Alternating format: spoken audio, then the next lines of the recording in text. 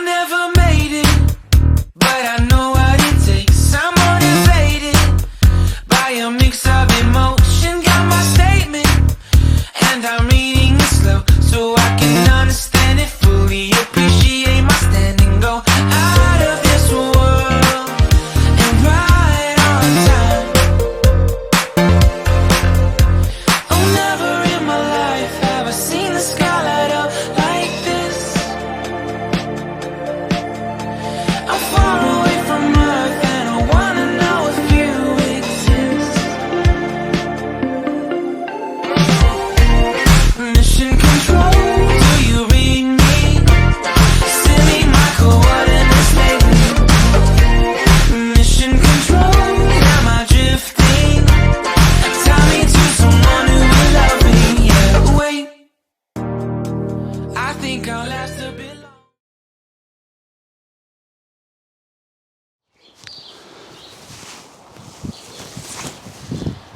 Well, good morning and welcome to our service today. We are currently in level 2, and although we have a few more freedoms, I encourage you to continue to take care. It's that care that your vestry have taken in their decision not to have a service together today. Instead, we meet again online. I support them in their wisdom to put you first before anything else. We have taken a cautious approach as we look to return to some sense of normality. On Sunday the 19th, we are therefore planning to have 2 services, one at 8 a.m. and one at 9:30, a chance for you to decide which one suits you best, and it also gives us the ability to separate the numbers to a maximum of 50. I want to tell you also about some of the changes around how we will do service together. So beginning on Sunday the 19th, there will be 2 morning services, 8 a.m. and 9:30, as well as a Thursday 10 a.m. service. There will be sign-in sheets and a QR code available at the door. We encourage you to wear your mask as much as possible. There will be 2-meter spacings required. There will not be any Eucharist in either of the services for next week. There will be no singing, no hymns in any of next week's services. Of course, we will have no sharing of the peace, and finally, there will be no morning tea. Finally, I want to say that if you are unsure, I encourage you to stay home, and if you can, watch online. Take care, and God keep you as we continue through the challenges of a COVID situation. God bless you all.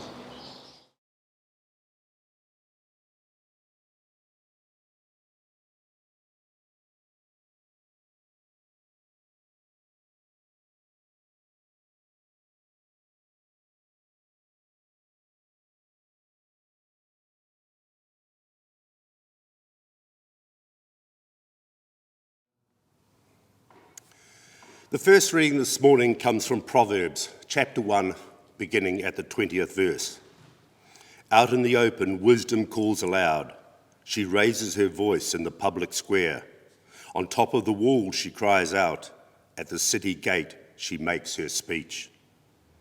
How long will you who are simple love the simple ways? How long will mockers delight in mockery and fools hate knowledge? Repent at my rebuke. Then I will pour out my thoughts to you. I will make known to you my teachings. But since you refuse to listen when I call, and no one pays attention when I stretch out my hand, since you disregard all my advice and do not accept my rebuke, I in turn will laugh when disaster strikes you. I will mock when calamity overtakes you. When calamity overtakes you like a storm, when disaster sweeps over you like a whirlwind, when distresses and troubles overwhelm you, then they will call to me, but I will not answer. They will look for me, but will not find me. Since they hated knowledge and did not choose to fear the Lord, since they would not accept my advice and spurned my rebuke, they will eat the fruit of their ways and be filled with the fruit of their schemes. For the wayward of the simple will kill them, and the complacency of the fools will destroy them. For whoever listens to me will live in safety and be at ease, without fear of harm. Hear what the Spirit says to the church.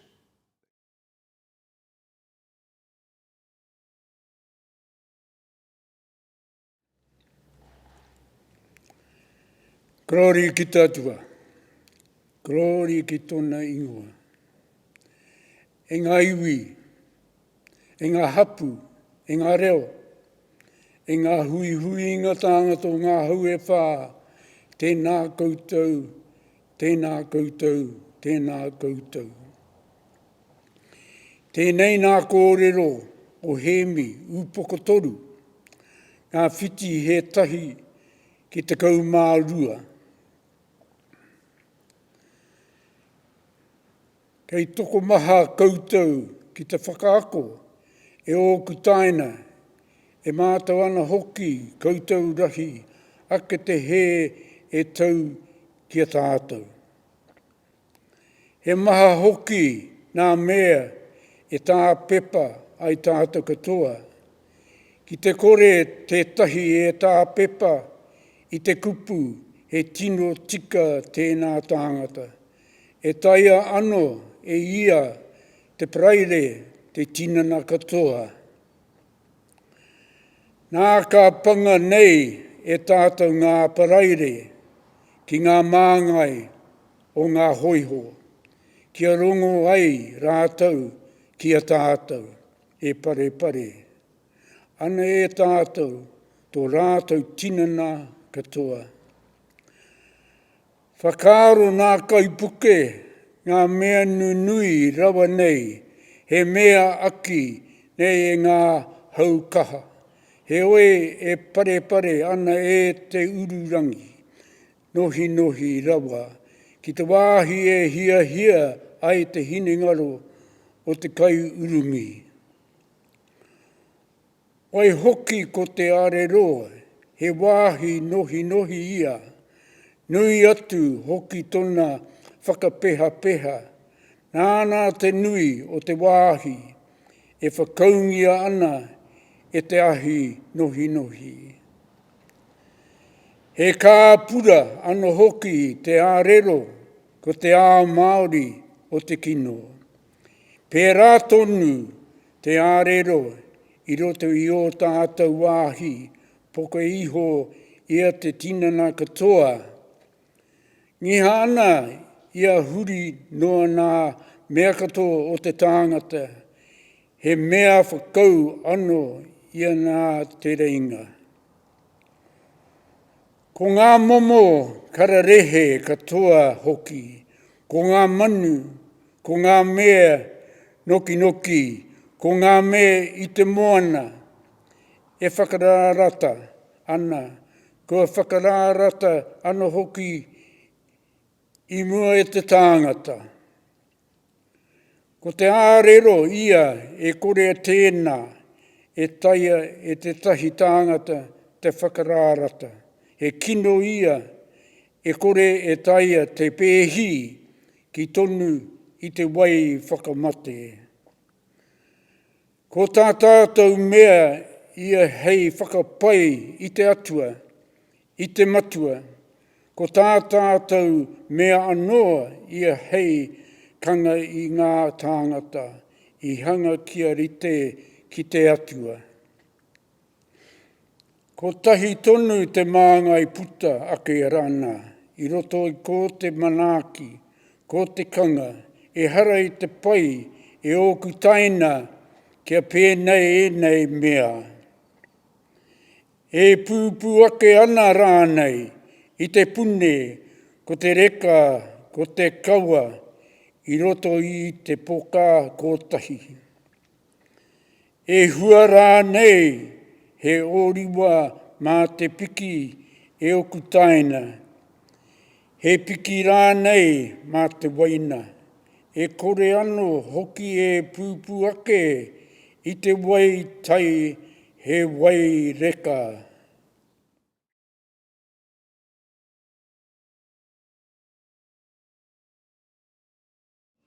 Yeah, good morning, peoples. The Holy Gospel according to Mark, chapter 8, verses 27 to 38. And my own little comment, these verses are crucial for understanding the Gospel and what it means to be a Christian. Peter declares that Jesus is the Messiah. Jesus and his disciples went on to the villages around Caesarea Philippi. On the way he asked, "Who do people say I am?" They replied, "Some say John the Baptist, others say Elijah, and still others one of the prophets." "But what about you?" he asked. "Who do you say I am?"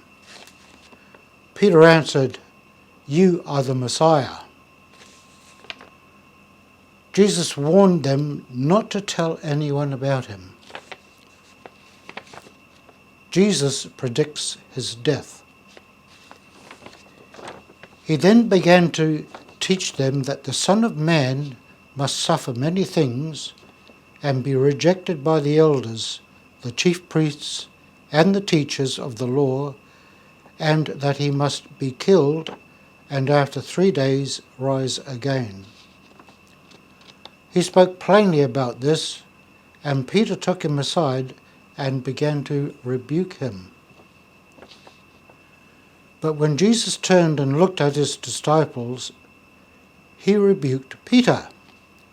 "Get behind me, Satan," he said. "You do not have in mind the concerns of God, but merely human concerns." The way of the cross. Then he called the crowd to him along with his disciples and said, "Whoever wants to be my disciple must deny themselves and take up their cross and follow me. For whoever wants to save their life will lose it. But whoever loses their life for me and for the gospel will save it. What good is for someone to gain the whole world yet forfeit their soul? Or what can anyone give in exchange for their soul? If anyone is ashamed of me and my words in this adulterous and sinful generation, the Son of Man will be ashamed of them, and when he comes to his Father's glory with his holy angels." This is the gospel of Christ.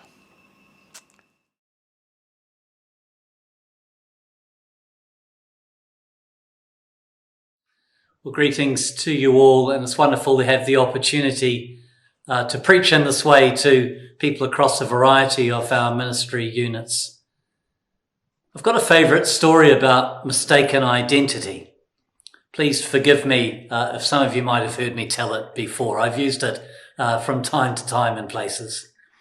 But a few years ago, I was at the cathedral for Evensong one Sunday night, and at the end of the service, I was chatting to people at the door. An English visitor came up to me and said, "Sounds like I'll be getting home ahead of you." And I said, a little confused, that, well, no, I didn't have far to go because I just lived across the road. And he said, no, I meant that I'm flying home in the morning, so I'll beat you back. Well, I thought he must have mistaken my very cultured Kiwi accent for an English one. So I explained that I wasn't from the UK, I was the local bishop here in Auckland. He said, "Oh, I'm sorry. I thought the Dean said that you were the Archbishop of York." So this was while the completion program for the cathedral was going on. And at some stage, the Archbishop of York, John Sentamu, was in the country, and he'd offered to do sort of a gala afternoon tea as a fundraiser for the project. During the service, the Dean had announced about this, and this gentleman thought he'd heard the Dean say, "The Archbishop of York is with us tonight." Now, for any of you who have any knowledge of Archbishop John Sentamu, you will know that he is a very Ugandan-looking Ugandan. So in normal circumstances, it would be quite hard to mix him and me up. I knew it would be wrong of me to try out an African accent to offer him my final explanation about this. I just set him right and wish him a safe trip home. "Who do people say that I am?" Jesus asked the disciples. The obvious answer was, "You're Jesus of Nazareth," because that's who Jesus was. But of course, the question was being asked to see what perceptions people have begun to make about the identity of Jesus beyond a given name and a town of origin. And so to address the possibility of mistaken identity. This question comes a reasonable way into Jesus' public ministry. All the way along, there's been speculation about who Jesus is, especially because of the miracles people saw him perform and the authority of his teaching. After the feeding miracle in John's Gospel, people declared that this is indeed the prophet who is to come into the world. When John the Baptist was in prison, he sent some of his disciples to ask Jesus, "Are you the one who is to come?" And perhaps most explicitly, again, John's Gospel, the woman at Sychar who met Jesus at the well goes away and asks her neighbours, "He cannot be the Messiah, can he?" There has been something of a theme of messianic secret up until this point in Mark's Gospel. Jesus has been at pains to make no declaration about himself so as to avoid widespread public speculation. He wanted to avoid the problem of mistaken identity, perhaps especially to avoid becoming the focus of some popular political movement. There were many that existed in his day. Thus, his ministry could have become misunderstood and subverted by others. But also, Jesus' constant focus was on the kingdom of God and its proclamation, the kingdom that was coming into the world. Jesus acts as the agent for that coming kingdom. All that he did, all that he taught, were signs of that kingdom, clues to its presence. Jesus allowed his life and ministry to act as a parable, so those who had eyes to see and ears to hear could discern how in Jesus the kingdom was coming into effect. So it was not just about Jesus being identified as the Messiah, but what people understood the nature and the role of the Messiah to be. The point in this stage in Jesus' ministry is where all of that needs to come into sharper focus. Jesus is interested to know what people are perceiving, but most particularly, he wants to know what the disciples themselves are thinking. But who do you say that I am? Peter makes a response on their behalf. No doubt this has often been the focus of private kōrero amongst the disciples, what we might in our day call the car park conversations that have gone on between them. They're convinced Jesus is the Messiah. This is a watershed moment in the gospel, a turning point in its focus. While still having a public profile to his ministry, Jesus increasingly works with the disciples to help them understand what kind of Messiah he is, explaining to them that suffering, death, and resurrection lie ahead. And for a wider audience, teaching begins to include a call to self-denying and to cross-carrying as what it means to be a follower of such a Messiah. Christian faith then seeks from us more than just that we can name Jesus as Saviour, but to understand what is the nature of that salvation. What does it mean to be a follower of such a Saviour? For it is easy to misunderstand who someone is, to set wrong expectations about them, and so to fail to relate and to respond well to them. And we heard in the gospel how Peter immediately did that. The who do you say that I am question is one that needs our ongoing consideration to understand what it means for our developing discipleship.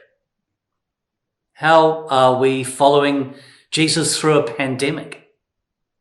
What does self-denying, cross-carrying discipleship look like in such a time? The missions board Get One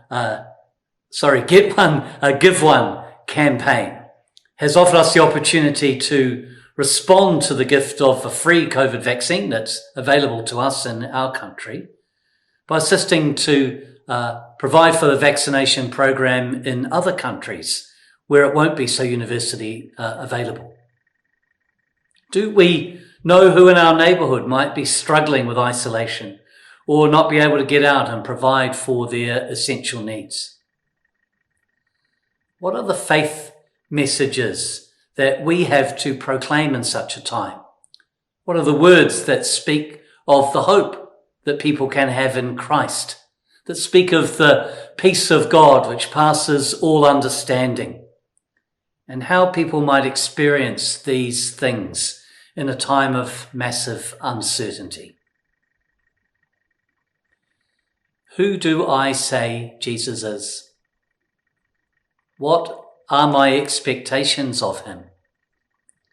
And what does it mean for me to follow so that with Jesus I might point to the coming kingdom of God?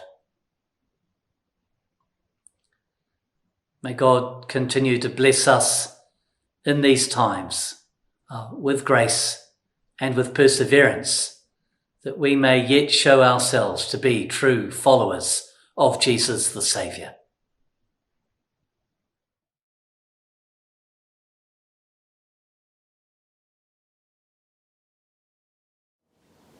God of heaven and earth, through Jesus Christ you promise to hear us when we pray to you in faith with thanksgiving. We pray for one another, for our families and friends, through whom we learn to love and to be loved. Thank you for all who care for us. Give us grace to serve Christ by serving our neighbours and our community, loving others as he loves us. We thank you for the unfailing love you hold out to everyone in Jesus Christ. Comfort and heal those in sorrow, need, sickness, or any other trouble. Give them courage and hope in their distress, and bless those who minister to them. We remember with gratitude your many gifts to us in creation and the rich heritage of these islands. Help us and people everywhere to share with justice and peace the resources of the earth. Give wisdom to those in authority among us and to all leaders of the nations. We pray for your church throughout the world, thanking you for all who serve Christ and his kingdom. By your Spirit, strengthen your people for their work and witness in the world. Unite us in your truth and love, that we who confess your name may also reflect your glory. We remember with thanksgiving all who have died in Christ, and we rejoice at the faithful witness of your saints in every age, praying that we may enter with them into the unending joy of your heavenly kingdom.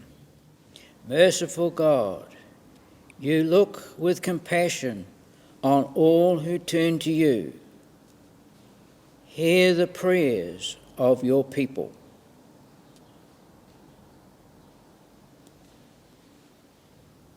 Grant that what we have asked in faith, we may by your grace receive, through Jesus Christ our Lord. Amen. Now to God, who is able to do immeasurably more than all we can ask or conceive, by the power which is at work among us, be glory in the church and in Christ Jesus throughout all ages. Amen.